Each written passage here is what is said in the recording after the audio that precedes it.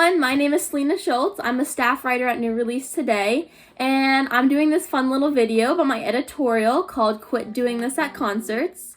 I would like to point out before we begin that this is an entirely satirical piece. No harm intended for anyone. Concerts are actually my favorite place, probably in the whole wide world. I love them. They make me feel energized, refreshed. I just feel most alive at a concert, honestly. So these are just annoying little things that some people do at concerts. Like I said, take it with a grain of salt. I hope it's helpful, and I just want everyone to enjoy the show. So I hope you enjoy. Okay, so point one is going to be part one of a series I'm calling the Shutter Snappers. This goes out to everyone who takes videos of every song at the concert, photos every time the artist moves into a different pose, and before you get too offended, I would like to point out that I am definitely one of those people. I was once guilty of taking over 300 pictures at a concert. Now, in my defense, it was Skillet, which is my favorite band, so I feel like I should get some leeway here. But also, in my counterclaim to this, videos taken at concerts are most likely going to be trashy. And I've realized that over the years, as I've taken way too many, that the lights are going crazy, disco, whatever they have going, I don't know. But that combined with the deafening sound just makes for horrible quality videos that, one, you're probably never going to watch again, because I never looked at those 300 photos and videos again until I wrote this article and looked at how crazy I was for taking 300 photos and videos. And two, I never watched them again because they just weren't good quality. And although the live experience is definitely something that you want to capture and have, you don't need to take a video of every song, because the quality is going to be better on a streaming service for the song if you want to hear the song itself, and you want to be in the moment if you're at the concert. You don't want to be holding up the phone the whole time, because that also ruins other people's experiences. Alright, number two. This is going to be part one of the Screaming Sallies. And this one is for all the people who scream, "I love you." Why? That's my question. Like, why? I understand how much you love the artist, and I understand that you want to let them know of this undying, not creepy at all obsession you have for them. But I find it a little concerning when it's like one of those quiet moments and someone just yells out, "I love you! Insert artist name here." It can be really frustrating because, especially if someone's like really getting into the concert, if they're worshiping or singing along to a song, it totally knocks you out of the moment. And you're just right back into like staying next to that crazy fan. Who, yeah, it might be me.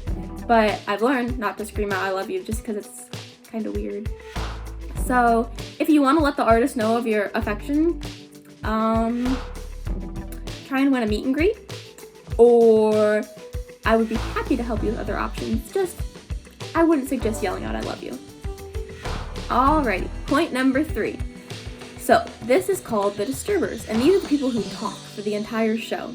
And I have a particular problem with these people because, one, it's very hard to hear someone else in a concert. So maybe I should just be admiring these people, because I can never hear my parents when they talk to me at concerts, or my friends for that matter. So if you can actually have a full conversation during a song, maybe that's an achievement. But honestly, I don't think so, because the problem is people around you hear what you have to say because you're talking so loudly to be heard over the music, that not only will your neighbor hear what you want to say, the people you want to hear what you want to say, but everyone around you will hear what you want to say.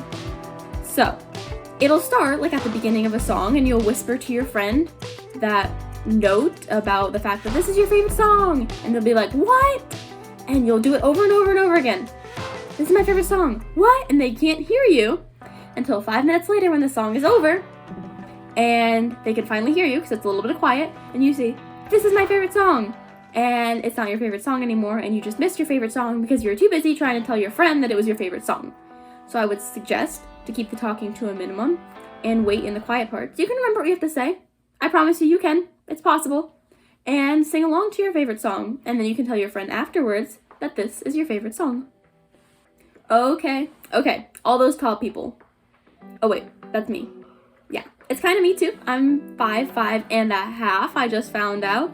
So this could definitely like boomerang back to me.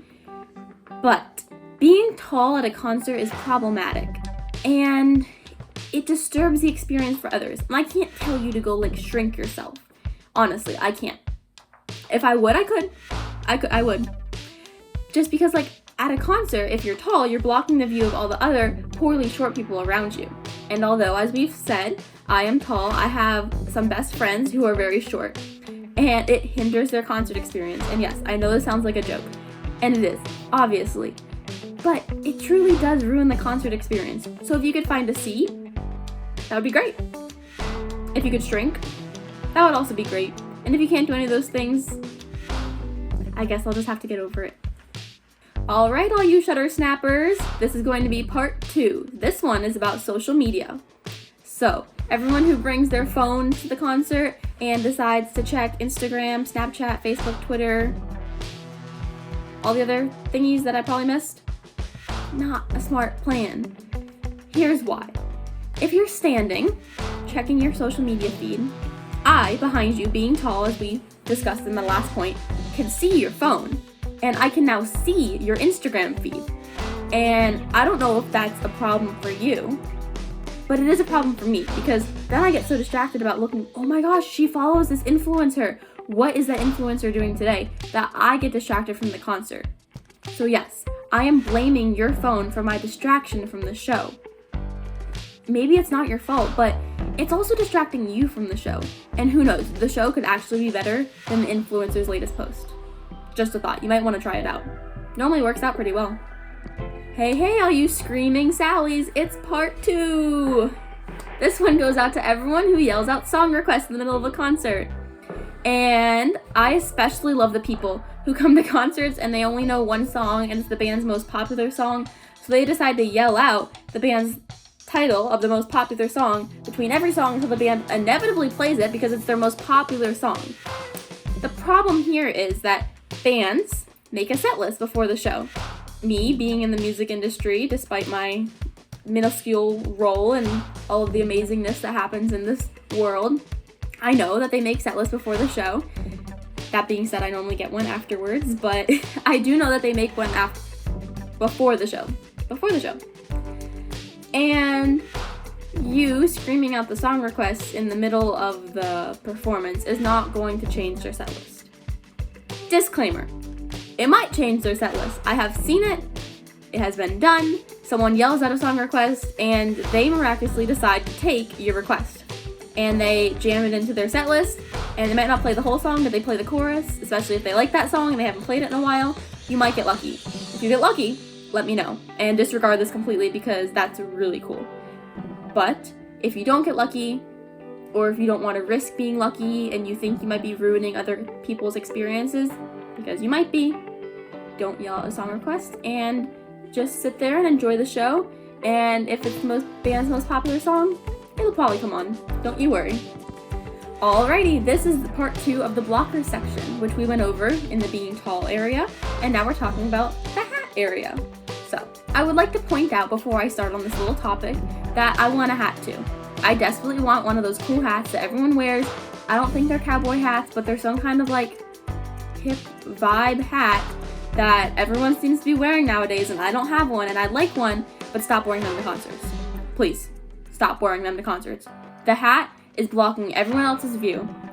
And the 2 problems with you wearing the hat is that it's probably gonna fall off, and you're probably gonna be sweating, so then the hat just like, it slides off your head. Either way, both problems.